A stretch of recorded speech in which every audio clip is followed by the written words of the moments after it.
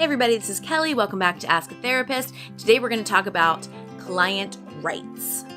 No, these are not questions that were asked of me on my social media outlets, and we will get back to those questions next week. But a alarming trend that I have noticed in a lot of my friends who do therapy is that they do not understand their rights as a client and their options as a client in therapy. So we're going to talk about that today. First one, you have the fundamental right to safety. Safety is the number one. Personal safety, as in physical and emotional safety. You have the right to feel safe in the place that you're in, whether it's the building or the room that you're in or the makeup of the room or the person you're with. If you don't feel safe, that is something to address. Now, if it's a situation where the person you're with, you don't feel safe with them, then that's a little bit different. Then I would suggest finding a new therapist. If it is a situation in the room or the way the room's configured, you'd rather sit in a different seat, those are all fine. If I have a client who comes in and they seem really uncomfortable, I will ask them what can make them more comfortable. I've got pillows, I've got blankets, I've got stuffed animals and everything, and I can also move those things if that makes them feel awkward. But I have all those things. We can change the temperature. We can do a lot of stuff to make them feel comfortable, but safety is necessary for you to be able to really dig into what you need to dig into and to be there in the moment with the therapist. So safety, number one, physical, emotional safety. Right, number two is to be heard. Yes, you might think being heard is number one because it is therapy after all, and you come in here to talk to somebody, but really the safety has to happen first and then the being heard. So this is something I hear a lot from friends of mine. They reflect they did not feel like their therapist heard them in session. And I think that issue can be twofold. So because I'm talking to you as a client, I'm going to start there. As a client, if I am in session with you and you hear me pick up on something that's not really a thread you want to pull at, or it's not really a place that you want to go or need to go. Maybe it's something you dealt with years ago and you're done dealing with it. Maybe it's something you're not ready to deal with yet. You have the right to tell me that. If the client says that to me, I say, okay, tell me what doesn't sit right with you. Oftentimes I'll ask a client, what do you think if I say this to you, insert statement here. If I say this to you, what do you think of that? Do you think that's accurate? Do you think that's inaccurate? I'm just sort of trying to help them get down a path. But if I'm not hearing them say what they need, I need them to stop me and to say it again.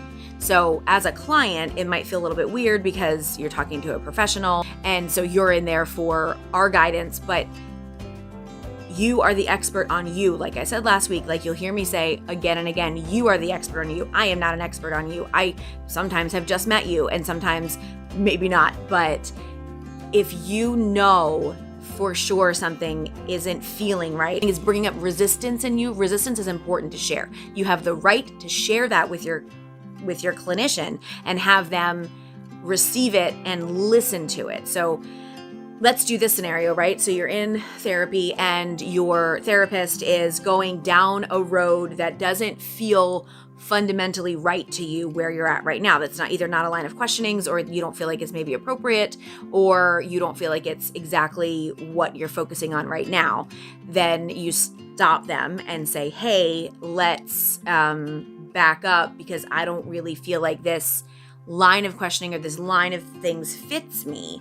If they continue down that line and don't explain to you why, or don't, bring you along in a way that makes sense to you, that's a problem. That should be a red flag for you. And then restating it to them and say, look, this is not something that I feel like I want to get into right now, or this is not something that really is an issue for me.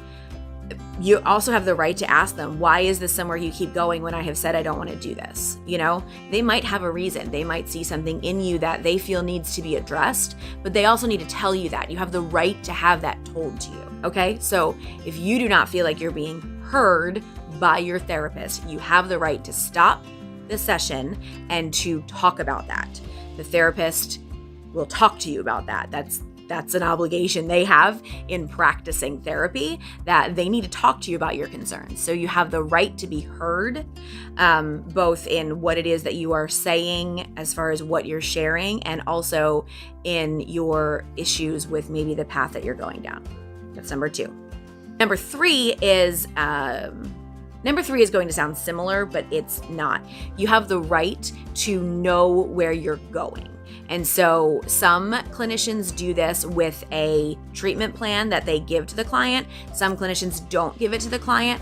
I talk through mine with the client. I don't always give them a copy. Some of them I give them a copy and have them sign it. It just depends on what the client needs. But you have the right to know what your treatment plan is because it's yours.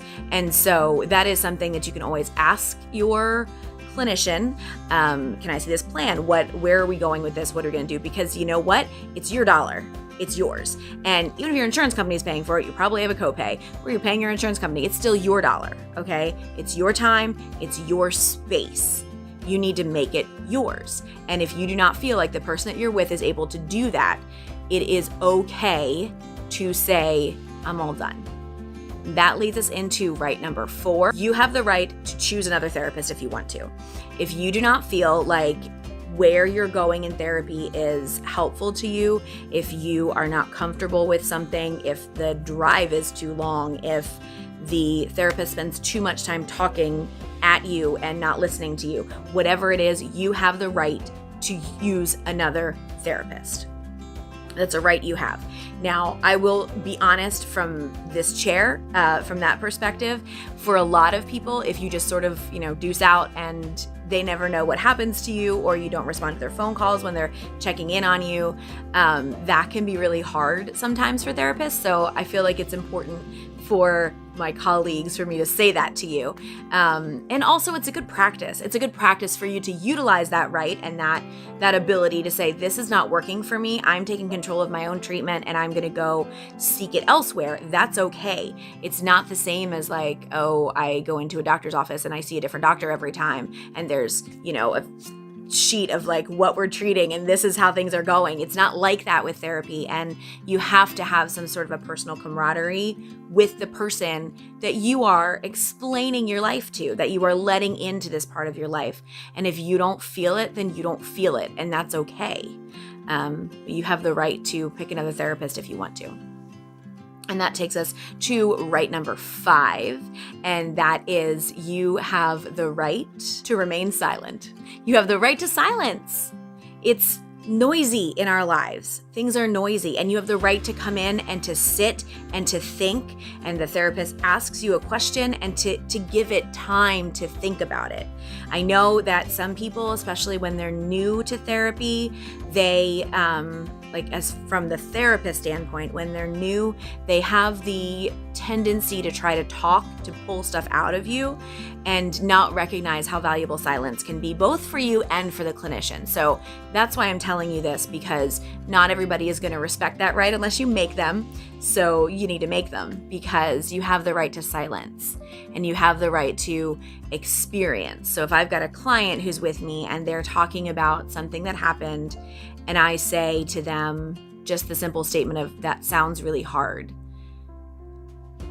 That's all I'm going to say, because what they went through is hard, and to say more things to me is devaluing what they've gone through. That doesn't mean it's what another therapist is going to say or do, But if I got a client who comes in and they're just information, like, this is what's going on in my life, that's great. Sometimes people just need a place to unload, and that's awesome. But to really dig down into why do we react, how we react, and what is it we're reacting to, and is it the situation, or is it other things that we're carrying with us?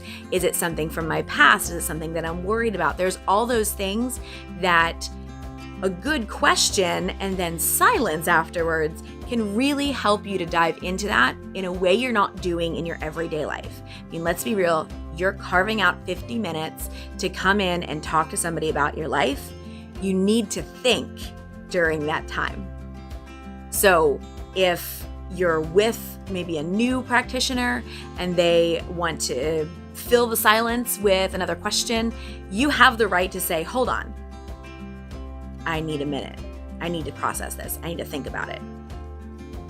and then you initiate the talking again, because it's, again, your time. This has been another episode of Ask a Therapist. Those are the 5 client rights that I feel like you need to know and you need to understand in order to get the most out of your time in therapy. And I will talk to you next week with another question that I was asked that I want to answer for you. So